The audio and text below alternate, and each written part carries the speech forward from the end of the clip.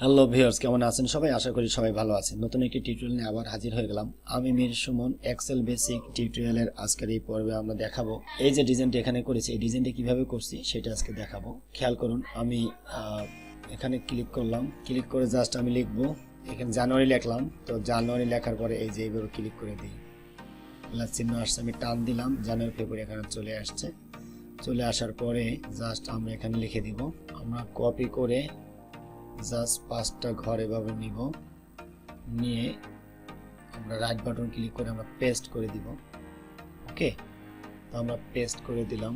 এই পর্যায়ে আমরা এই যে সংখ্যাগুলো আছে, এই সংখ্যাগুলো আমরা এখানে এভাবে নিয়ে আসব।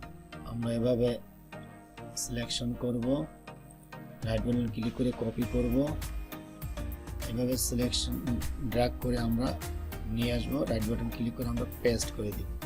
ওকে, এই যে আমরা বেশি যে মাসগুলো লিখলাম, তো এই মাসগুলো ডিলিট করব কিভাবে? এইভাবে সিলেকশন করব, সিলেকশন করে এই যে প্লাস চিহ্নটা আসছে, এভাবে আমরা টেনে এই যে যখন টান দিলাম তখন একটা কালার আসছে, ডিলিট হয়ে গেল। ওকে, তো এই পর্যায়ে কি করব? আমরা এভাবে আরেকটি ঘর আমরা এভাবে নিব, নিয়ে আমরা এই যে বর্ডারে যাব, অল বর্ডারে আমরা ক্লিক করে দিব। অল বর্ডারে ক্লিক করার পরে আমাদের উপরে একটি সেল দরকার। জাস্ট কি করব, এখানে সিলেকশন করে, তো আমরা উপরে আমরা প্রোডাক্ট সেলটা লিখে দিই।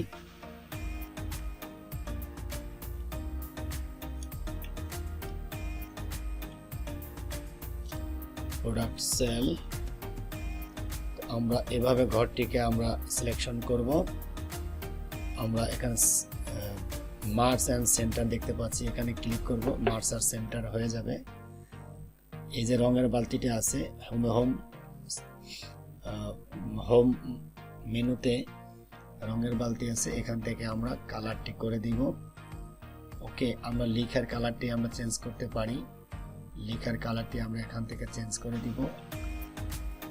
আমরা ফন্ট এখান থেকে আমরা চেঞ্জ করতে পারি, আমরা ফন্টের কালারটি চেঞ্জ করলাম। এবার এখান থেকে আমরা ফন্টটিকে বড় করে দিতে পারি, ফন্টটিতে আমরা আরো চেঞ্জ করতে পারি, আমরা বাংলা লিখতে পারি, যে কোনো লেখা আমরা লিখতে পারি। ওকে, বা আমরা এখান থেকে লিখেও দিতে পারি।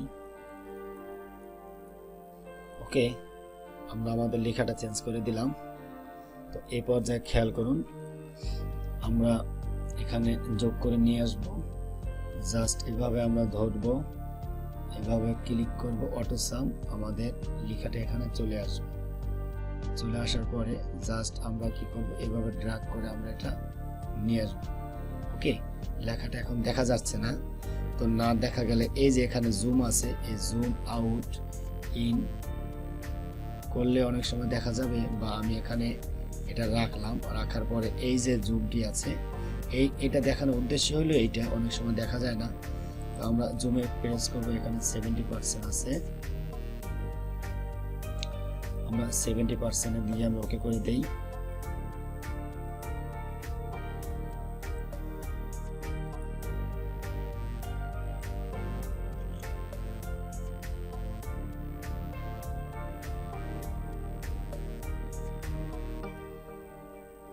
তো আমরা জেনারেল দিয়ে দিলাম, আমাদের এখানে যে প্রবলেমটি ছিল সেটা চলে গেছে।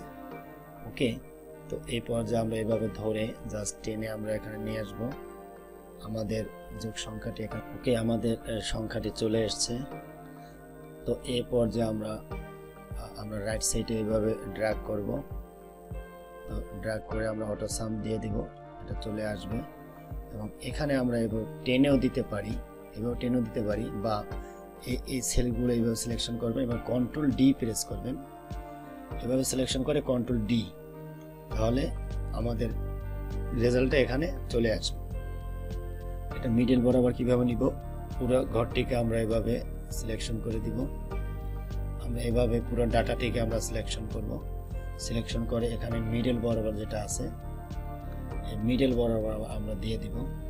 ওকে, তো ভিউয়ার্স, আশা করি আপনারা বিষয়টা বুঝতে পারছেন। তো আমরা ইতিপূর্বে যে কয়টি টিউটোরিয়াল আমরা দেখাইছি, তো এই টিউটোরিয়ালের মাধ্যমে আমরা এখানে বিভিন্ন অপশনগুলো আমরা দেখতে পেরেছি এবং বেশ কিছু বিষয় আমরা জেনেছি। তো নেক্সট টিউটোরিয়ালে আমরা আরও সামনের দিকে এগিয়ে যাব। এইভাবে আমরা শর্ট করে যে ভিডিওগুলো দিচ্ছি এগুলোর উপর এইভাবে আপনারা প্র্যাকটিস করবেন। এর থেকেই আমরা বেসিক থেকে আমরা অ্যাডভান্সের দিকে চলে যাব।